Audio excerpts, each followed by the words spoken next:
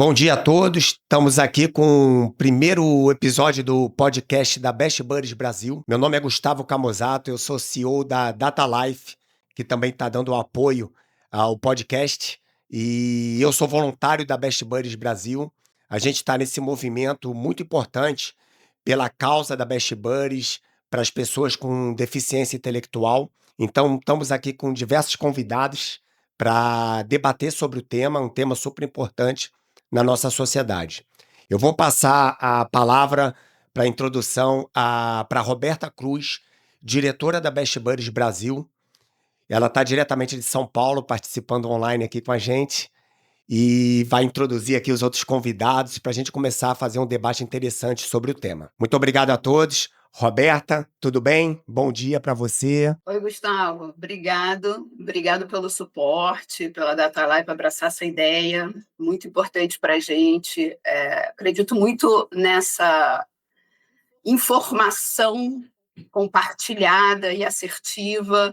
Queria agradecer muito a Flávia e a Aline que toparam aí essa ideia, totalmente nova, porque é a primeira vez. Com certeza é uma honra ter a Ana Paula e o Guilherme aí na nossa discussão. Acho que vai enriquecer demais o nosso papo.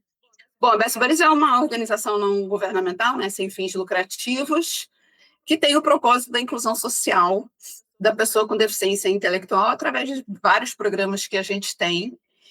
E eu acredito muito que a gente precisa de mais informação, como a Best Buddies está presente em vários países, em 50 países do mundo. A gente tem muita história para contar, a gente tem muita informação para compartilhar, e eu espero que daqui para frente a gente possa receber vários outros convidados, inclusive a galera da América Latina, Estados Unidos, Europa, enfim. Eu vou passar a bola agora para a Flávia e para a Aline, para elas se apresentarem. Com vocês, meninas. Obrigada. Bom, primeiro agradecer aqui a participação nesse podcast que está se iniciando, vai ser Vida Longa, Sucesso. Meu nome é Flávia Pope, eu sou cofundadora do Instituto JNG, que são as iniciais de João, Nicolai e Gabriela, 3 jovens que, terminando aí a fase escolar, tendo aí pelo horizonte a transição para uma vida adulta, né, que a gente sempre pensa digna, né, com respeito, liberdade de escolher e ter os seus próprios projetos de vida. 3 jovens com deficiência intelectual, alguns na linha da neurodivergência, que tem aí algumas diferenças que a gente, ao longo aqui do papo, vai tentar esclarecer, né?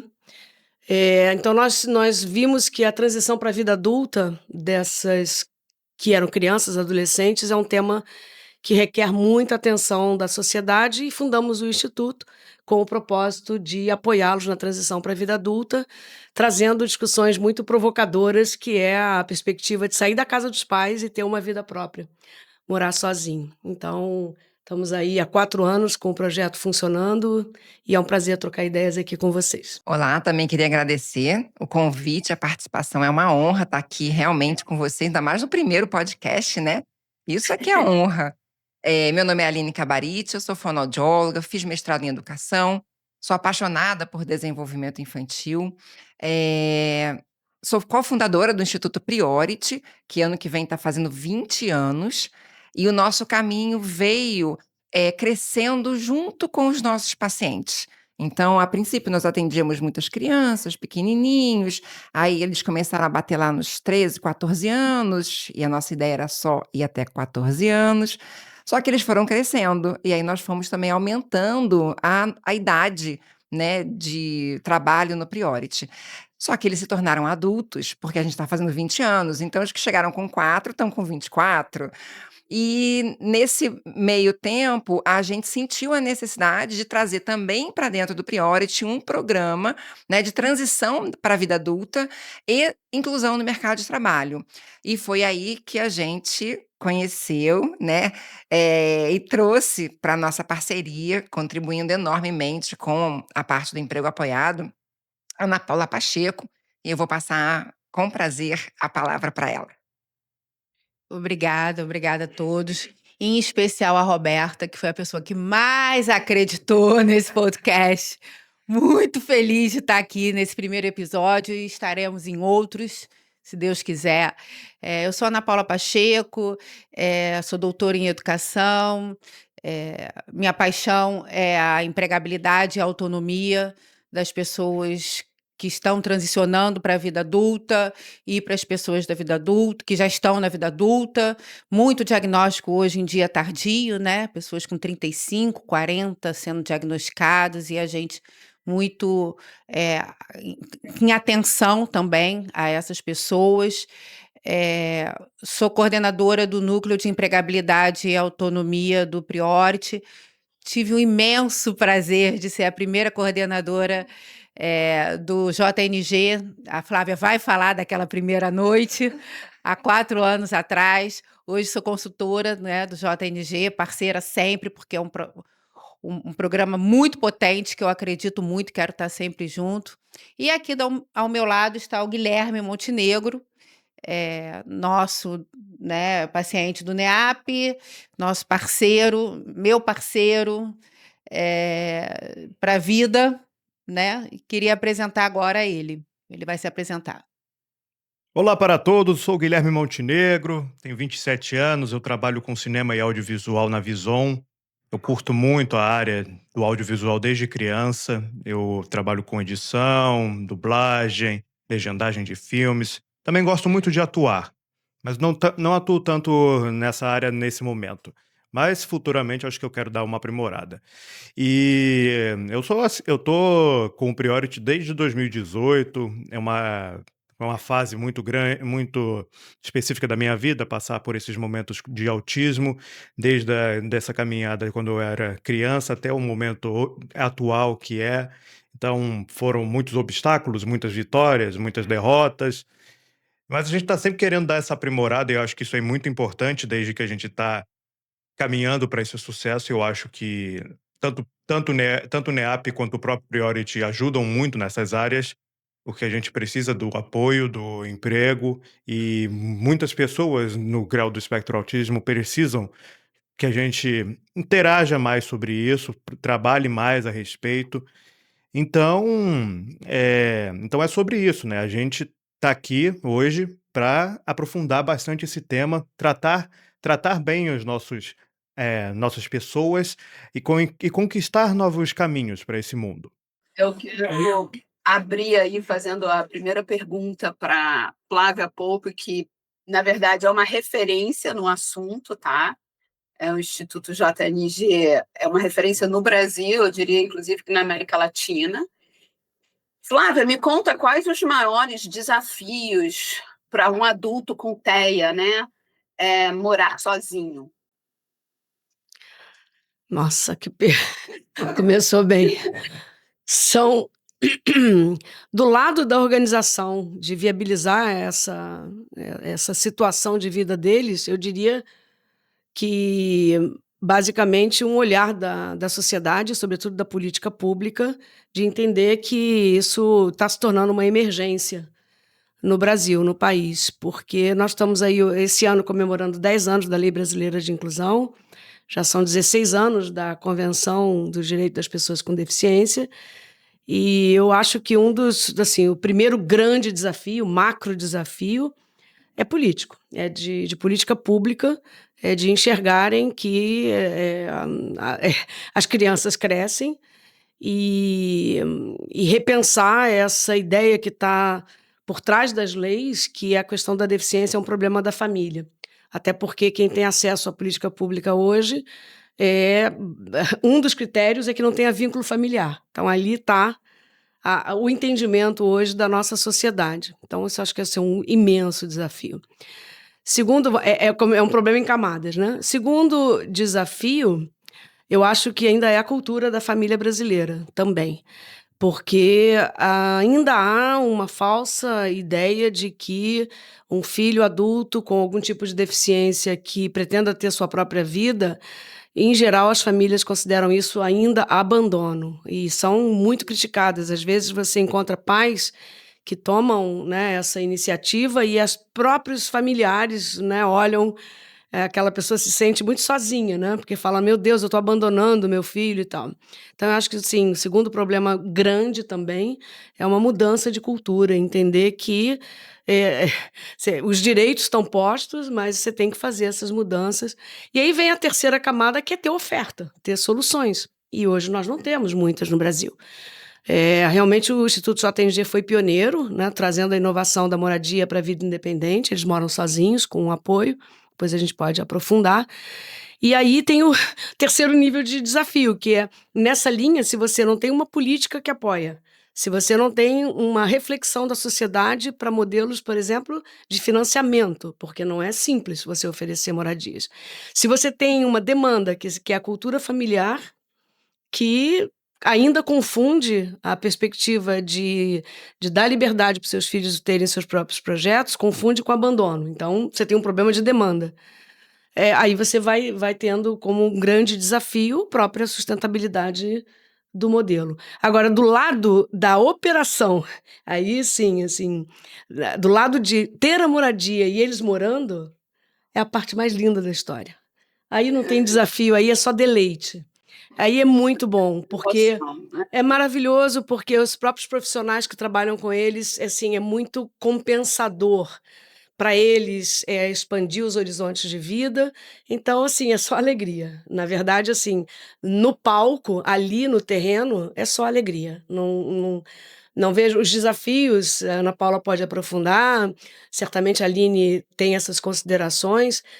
Você tem que ter um olhar muito atento, né? Porque são as estratégias de lidar com o dia a dia de pessoas neurodivergentes, pessoas que precisam de mediação para poder ter, né, conviver de forma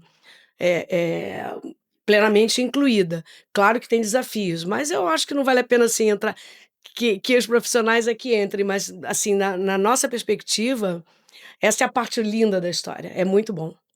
Eu tive o prazer de conhecer, né, a moradia assistida lá com a Flávia, e ela me falou uma coisa que me encantou muito, eu queria que ela falasse um pouquinho sobre o suporte, né? Em determinado momento a gente conversou sobre os níveis de suporte, e eu fiquei encantada quando ela me disse que todos eles podem morar sozinho, depende do nível de suporte. Eu queria que você falasse um pouquinho, porque isso me encantou, me fez pensar em vários pacientes meus que realmente precisam de um pouco mais de suporte do que um já mais funcional, que possa andar sozinho, mas me deu uma pulguinha atrás da orelha, e como eu me apaixonei por esses adolescentes e adultos, eu comecei a vislumbrar para eles também um mundo novo, um mundo, como a Ana Paula disse, que eles merecem, né? E eu queria que você falasse um pouquinho sobre a questão do apoio, que eu acho que é muito importante as pessoas entenderem isso. Já uma ótima levantada de bola. Porque, vamos lá, eu vou retroceder aí alguns anos. Em 2011, esse projeto do JNG ele foi inspirado numa organização britânica que se chama Ability Housing, e nós montamos uma missão para ir lá conhecer, estudamos, pesquisamos, falamos, e eu levei, né, eu sou muito estudiosa, e levamos, assim, um caderno, né, com um checklist. E as perguntas, assim, a gente vai sair daqui com todas as fórmulas possíveis, e fui, assim, muito aplicada, atenta, com várias perguntas, tentando já, antes de chegar, imaginar qual é o caminho que leva uma pessoa com deficiência a chegar a morar sozinho. Uhum. E eu peguei essa lista, foi a minha primeira conversa com o diretor da organização, e no primeiro segundo, eu peguei todas as minhas listas, joguei no lixo e falei: bom, vamos lá, vamos ouvir. Porque ele me veio com a seguinte frase. Ele não entendia. Como assim um processo? Qualquer pessoa pode morar sozinha. O que varia é o tipo e intensidade de apoio que ela vai precisar. Eu peguei aquela. Não tem escadinha para subir. E aí chegar lá. Você vai morar sozinho, assim como nós. Ninguém foi preparado. Você sai da casa dos pais, você passa perrengue, mas você vai aprendendo. Então, o suporte, isso é muito importante. Eu aprendi e realmente joguei tudo no lixo. Falei, bom, vamos aqui abrir as orelhas, os olhos, e vamos ver o que a gente aprende aqui. E basicamente é entender antes. Isso é uma inversão de processo. Para os engenheiros isso é importante, né? Aquela coisa assim, vamos inverter Não são vagas, não são apartamentos vagos onde você vai morar. Primeiro, você tem que conhecer a pessoa, sua família, o contexto, e entender quais são as necessidades de apoio que a pessoa precisa e, mais importante do que tudo, que tipo de apoio ela quer. Porque a gente tem uma tendência de ter um olhar profissional, soberano e superior, avaliando as necessidades das pessoas, quando de fato apoio é aquilo que você quer, porque nós temos apoio. E nós escolhemos, as pessoas típicas escolhem o apoio que querem. E as pessoas com deficiência também. Que tipo de apoio querem e como querem ser apoiadas.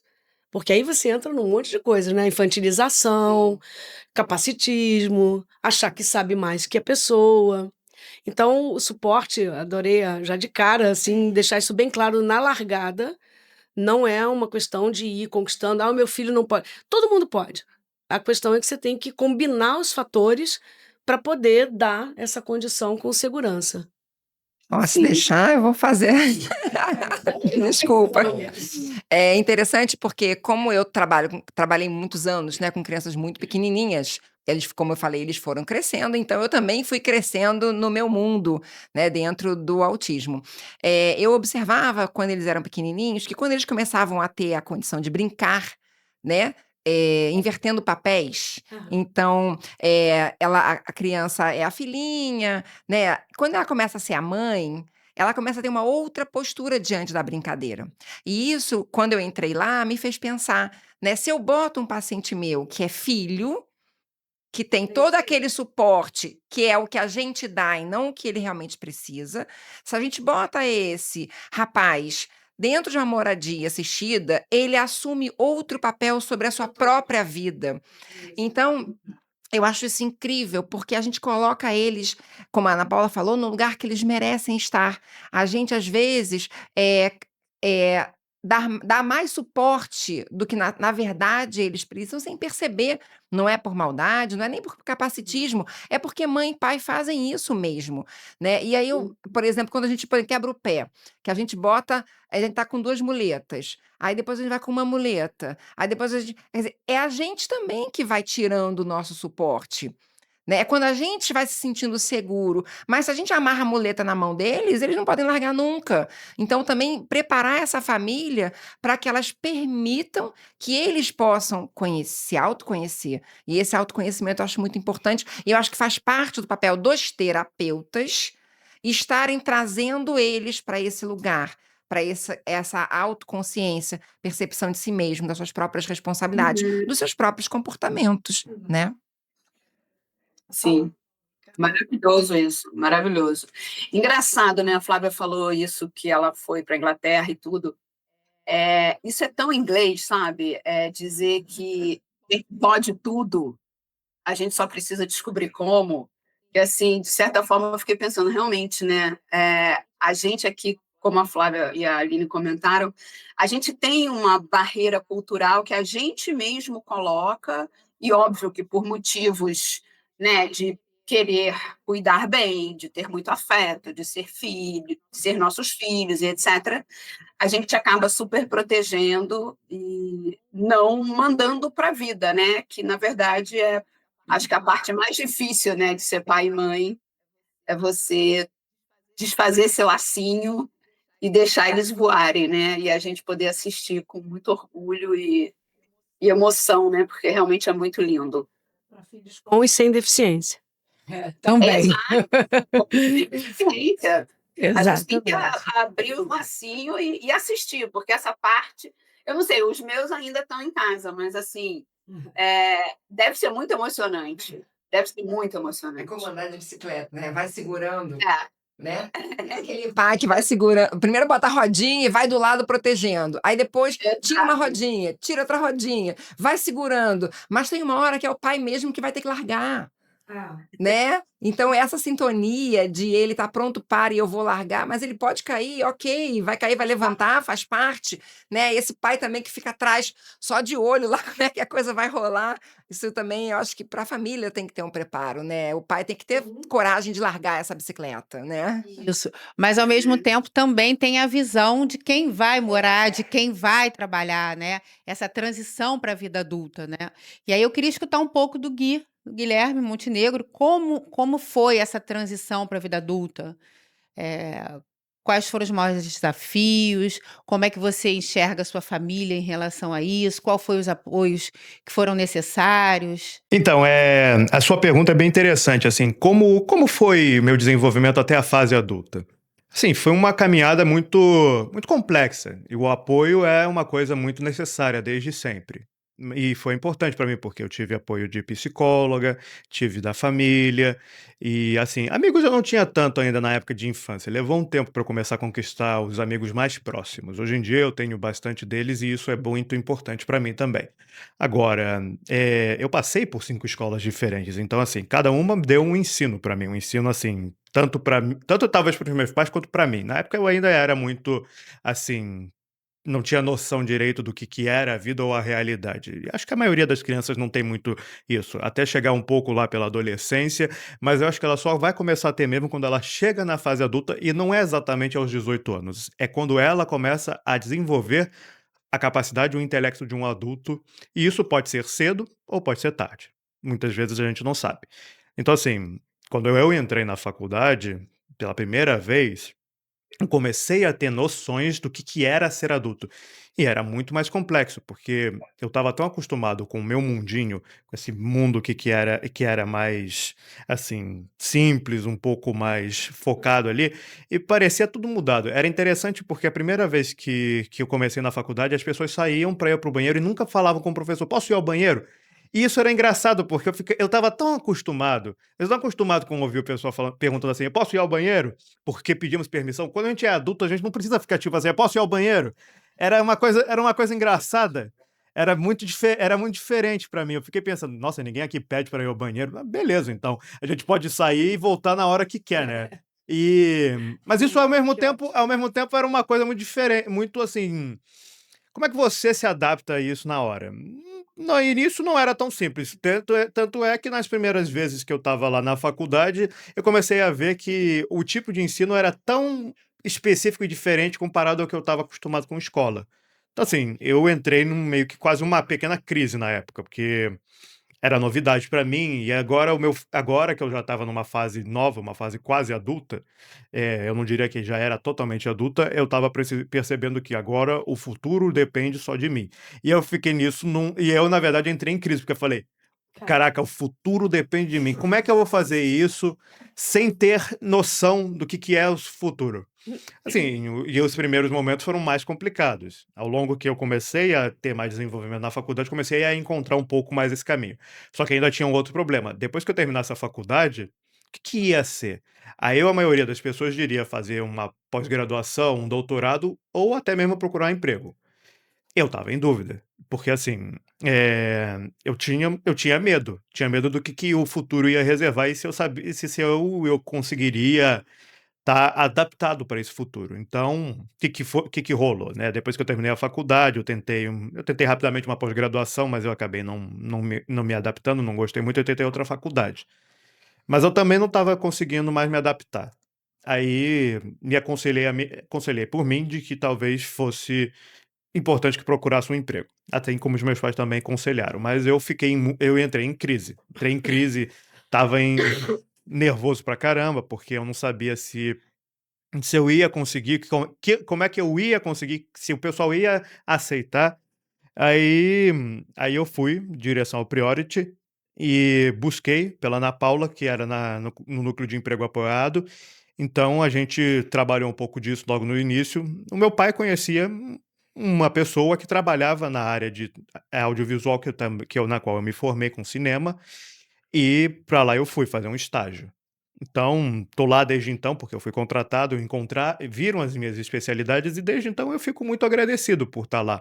Ao mesmo tempo, eu tenho ainda muita dúvida, porque tem outras coisas. E não é só as coisas que vão chegar na questão de vida adulta, é porque eu estou lá trabalhando, mas em um certo momento talvez eu tenha que partir para um outro trabalho em alguma hora. E eu tenho um certo medo, porque lá me acolheram, lá sabem como eu sou, lá trabalham, mas ao mesmo tempo até mesmo minha família fala: você está num ambiente que te acolheu, mas nem sempre vai ser assim. E aí eu fico com um certo receio. Eu não sei o que vai acontecer futuramente, como é que vai ser, como é que quem vai me ajudar, quem vai me dar o suporte, até mesmo depois que meu pai e minha mãe nem estiverem mais aqui. Eu tenho minhas dúvidas. E aí esse é o problema às vezes de ser independente, né? A gente é treinado desde a infância para ser independente, mas nem todo mundo sabe como ser independente porque precisa do apoio desde sempre. E eu, que nem tô no grau mais severo do autismo, ainda preciso de apoio, quem dirá quem está no grau mais severo? Até quando precisará ter o apoio necessário? E até mesmo quando chegamos na parte da idade, dos idosos, eles também precisam do apoio. Nossa, Guilherme, eu vou. É porque você. A Roberta tá chorando. Mas eu já tô mais cascuda, tô aqui segurando a onda. Você acaba de fazer um relato que todos os jovens devem escutar. Todos. Absolutamente todos. Porque você descreveu o desafio que é fazer a transição para a vida adulta, como eu falei antes. Não importa ainda se você tem algum tipo de necessidade específica ou não. Tudo que você relatou, eu viajei nos meus 18 anos, quando eu entrei na faculdade, quando eu tive esses medos, quando terminou a faculdade, eu falei, meu Deus, agora eu não passo de ano, é o ano que passa. E esse mundão, né? E que só vai assim, esse é sempre esse balanço, né? Angústia, medo e avançar. Angústia, medo e avançar. Mas eu quero dizer, assim, não banalizar, mas você fez uma descrição que realmente eu recomendo para que todos os jovens escutem. Não é fácil adultecer. Não é fácil se tornar adulto. E você falou uma coisa genial. Não tem idade para isso. Tem gente que morre e não vira adulto. Tem gente que passa por toda a vida, o ciclo de vida, e não experimentou ser adulto. A ser adulto é escolher os apoios que quer e que precisa. Eu acho que isso é muito importante o que você está trazendo. E aí é onde vem assim, a chamada do que a sociedade, do que as políticas têm que oferecer, do que os profissionais, organizações como a Priorities, como o JNG, profissionais como a Ana Paula, que é oferecer e entender os tipos de apoio que pessoas como você precisam. É justo, é um direito, é muito importante ter isso claro. Existe uma noção assim de desvantagem. A equidade é quando você supera um pouco a desvantagem que você tem da mesma reflexão de um jovem que tem, digamos, a gente supõe, melhores condições para fazer as escolhas, mas nem sempre. Então, eu acho assim, queria só destacar isso, você faz um relato de vida, não é específico do autismo, e acho muito legal que você traga o autismo e as necessidades de apoio mais severas, que não é o seu caso, são leves, mas ainda assim são apoios necessários para poder diminuir o sofrimento, né? Acho que essa é uma função nossa da sociedade, das instituições, das políticas, dos profissionais, e é isso. Foi lindo mesmo seu relato, Gui. Eu também me lembrei da minha faculdade, lembrei da minha sala de aula e de como que é esse processo mesmo, né, da gente adultecer. E você falou uma coisa muito interessante sobre a questão do trabalho, né? Você foi para esse emprego onde, de alguma forma, as pessoas estavam prontas para te receber ou estavam com braços abertos para te receber e você se sente muito bem acolhido lá, mas tem sempre um receio de que se eu tiver que mudar de emprego, como é que vai ser isso? A gente já conversou um pouco, né, outro dia mesmo sobre isso, e talvez aquele espaço seja pequeno para você em algum momento. Talvez não. Né? Talvez aquele espaço seja o seu espaço. Eu vejo isso porque no Priority a gente tem alguns exemplos de pessoas que eram estudantes do terceiro período, da faculdade de psicologia, se formaram lá dentro, foram monitores, foram estagiários, foram mediadores, foram psicólogos, foram coordenadores e hoje são diretores e provavelmente são donos hoje em dia do Priority. Provavelmente não vão ter outro lugar para trabalho, se sentem acolhidos lá, não conhecem outro lugar, mas vão ficar, se Deus quiser, no Priority para a vida inteira, né? E a gente também tem uma colega sua com autismo que também fez a faculdade, se formou como psicóloga, hoje é psicóloga dentro do Instituto Priority e talvez, que eu gostaria muito que ela ficasse lá, né? Que fosse o único emprego dela, mas talvez seja pequeno o Priority para ela, como talvez o seu, em algum momento você queira novos desafios. E você vai estar preparado para os desafios porque eu acho que você se conhece bem, porque você consegue se autoanalisar. E isso é um processo que você faz com o apoio da sua psicóloga, com o apoio do NEAP, mas que você faz com muita clareza, com muita leveza. E eu acho que assim, se você um dia tiver que dar um outro passo para fora, é porque esse lugar já ficou pequeno para você. E com certeza você vai ter essa mesma postura diante do outro espaço, né? De entender as suas dificuldades, de entender como é que o espaço pode se adequar melhor a você, se esse espaço está sendo bacana ou não, né? Porque também você pode mudar de emprego e depois ter que mudar de novo. Às vezes acontece. Eu acho que você tem uma clareza muito boa, e eu acho que é isso que a gente tem que trabalhar em todos os jovens, né? Eu vejo pela minha filha, vejo pelos filhos das minhas amigas, vejo por vocês, que eu convivo hoje muito e amo de paixão. Pô, é isso, a gente tem que preparar vocês para ter essa tranquilidade, essa autocrítica, essa autoanálise e esse amor também por si mesmo, né? Maravilhosas palavras, excelente, é muito legal também o depoimento do Guilherme. Depois eu queria que o Guilherme também falasse, porque essa, como é que se diz? Essas angústias são de todos os jovens, né? Todos nós passamos.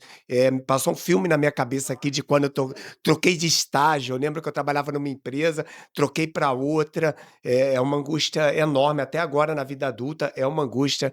Eu também fiz trocas aí que me deixou bastante preocupado. Eu queria depois perguntar para o Guilherme um pouquinho como é que é a importância desse apoio que você teve, né? Você teve apoio aí, você citou de psicóloga, de vários outros profissionais. Qual a importância desse apoio nessa jornada, né? Porque realmente sozinho nesse mundo tão complexo é bastante difícil. Porque assim, tudo que eu trilho desde sempre é por causa desses apoios.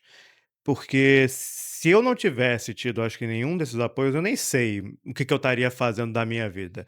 Porque uma coisa eu acho que falta muito nas nossas escolas, que é um pouco, talvez um pouco assim, tipo, pessoas que trabalham em certas áreas que, na verdade, ajudam a desenvolver a busca pelo conhecimento de uma boa profissão para alguém que gosta de alguma coisa relacionada.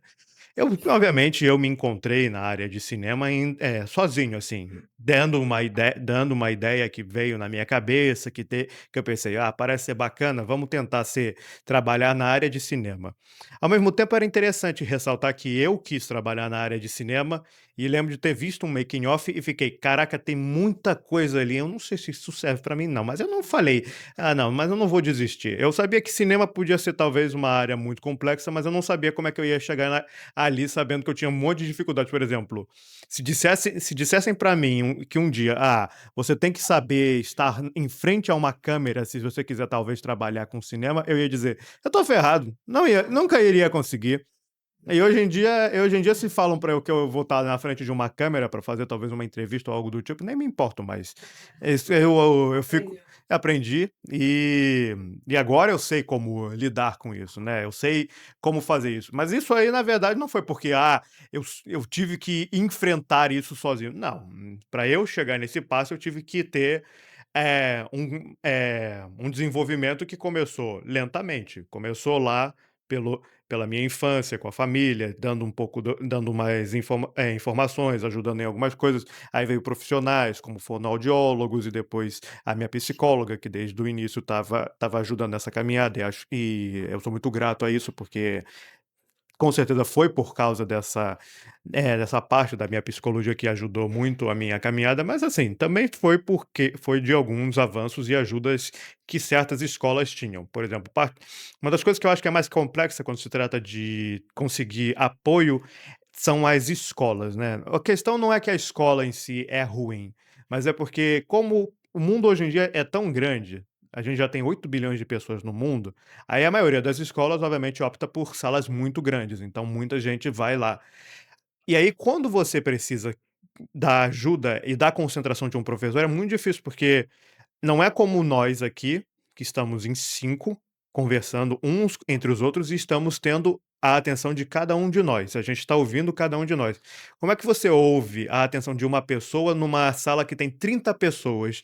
É muito complicado. E muitas vezes essa pessoa precisa de um auxiliar ao lado dele para dar o suporte. Na época que eu comecei nessas escolas, não tinha auxiliar, eu também não cheguei a ter um auxiliar diretamente. Os auxiliares que eu tive foram alguns professores particulares que ajudaram ao meu desenvolvimento com trabalho, com linguagem, com escrita. E mesmo assim é um desafio, porque se tem uma coisa que eu sempre fiquei pensando o ser humano já evoluiu, e eu acho que assim, conhecimento é uma coisa muito importante, mas isso nunca foi uma propriedade do ser humano.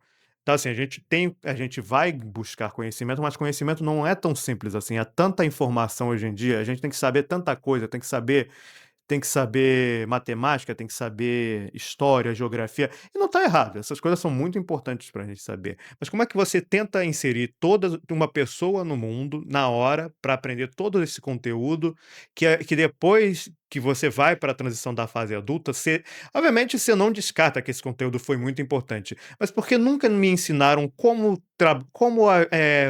trabalhar em casa? Porque nunca me ensinaram como como me adaptar a construir o meu próprio ambiente? Isso nunca ensinam nas escolas, e aí a gente fica pensando: "Pô, eu entendo que não é porque eles não ensinam, porque provavelmente os pais vão ensinar isso, para as crianças, mas não é tão simples assim, só os pais ensinarem. Eu acho que as escolas podiam ter ensinado desde o início como é se adaptar diretamente à vida adulta. A gente faz essa transição o pior de tudo é que a gente faz uma transição de escola mais por conta da chegada de vestibulares e do Enem para decidir um futuro para sua vida, mas um futuro não se garante só pelo trabalho, se garante também pela sua construção profissional na vida. Então assim, esse apoio geral que que a gente consegue desde a infância é, na verdade, uma bênção, assim. Infelizmente, nem todo mundo pode passar, né. Tem gente que não pode bancar todos os apoios que são necessários, e eu acho que isso é muito complicado, porque pessoas que eu acho que têm mais conseguem mais bancar esses apoios, possivelmente terão uma vida mais tranquila profissionalmente e até mesmo quando chegar no momento de decisões da vida. E mesmo assim, mesmo com todo o apoio, haverá um certo momento em que você não saberá como lidar com isso, porque mesmo que todo mundo te dê o apoio necessário, há uma coisinha ali, alguma coisa que requer que você também saiba como lidar com aquilo sozinho. E não é tão simples assim. A gente passa por tantos processos da vida, eh, como como questões de como questões, por exemplo, das próprias emoções, e acho que muita gente no autismo passa por isso, né. A raiva muitas vezes, passa pela nossa cabeça em momentos errados para tentar lutar pelo nosso direito, e às vezes a gente se fere um pouco com isso.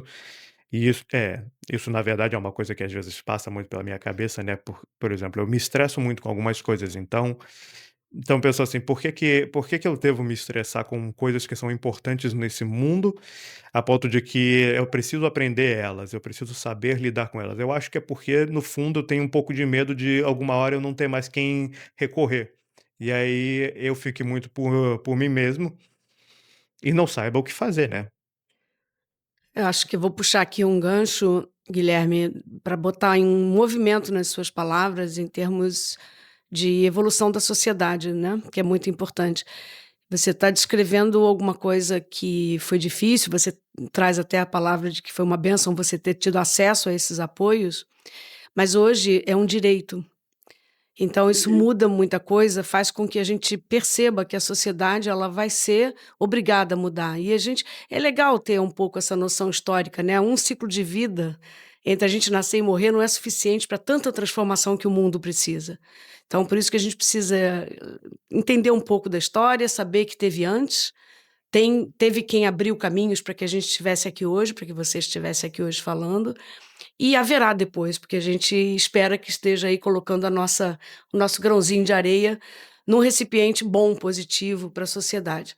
E eu só queria destacar que hoje, tudo que você está dizendo é um direito. Se é um direito, nós, como cidadãos, temos que exigir que esse direito seja exercido. Porque não adianta apenas dizer eu tenho direito.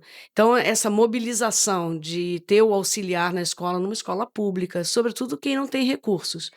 Então, assim, acho que é legal você ter você foi um privilegiado e eu acho que nós, privilegiados nessa sociedade, temos esse papel também, né? De já, uma vez que seja direito, de exigir e trabalhar para que o número maior de pessoas tenha acesso. E aí, assim, só para sociedade, só trazendo aqui, que eu acho que aqui talvez, né, Gustavo, pode ser interessante entrar, e aqui eu estou diante de especialistas e de um trabalho bastante focado da Priority, que é a inclusão laboral, embora o JNG faça também, mas faz como consequência da moradia, né? A Ana Paula viu todas as pessoas que passaram por lá e foram experimentar a vida morando sozinhos, que não tinham a menor ambição de trabalhar, não tinham a menor ambição, tinham gamers, tinham pessoas que se ocupavam o dia todo. Estou diante aqui de uma pessoa que me inspira também. Entra no seu apartamento, começa a ver uma dinâmica econômica, porque ele está dentro do seu apartamento, tem que comprar as coisas no supermercado, tem que pagar algumas coisas, e aí você fala, de onde vem isso? Vem do trabalho. Então, assim, eu acho que é muito importante levantar aqui agora a bola no mundo adulto, que é a importância do setor corporativo, de como o setor privado, como as empresas têm um papel para garantir o direito que está, né, guardado para nós. Foi votado desde a Constituinte, desde a Convenção em 2009, desde a LBI em 2015. Então, esse é um momento de transição. Assim como você saiu da adolescência e está experimentando a vida adulta, eu acredito que a nossa sociedade está saindo de um estágio de acreditar que a deficiência é uma situação que deva ser segregada, para buscar os caminhos para trazer essas pessoas para a convivência todos os dias. E o trabalho é um grande palco. E as empresas precisam se ver nessa condição. Precisam aprender, assim como as escolas aprenderam para as crianças, estão aprendendo ainda, né? Ainda falta muito.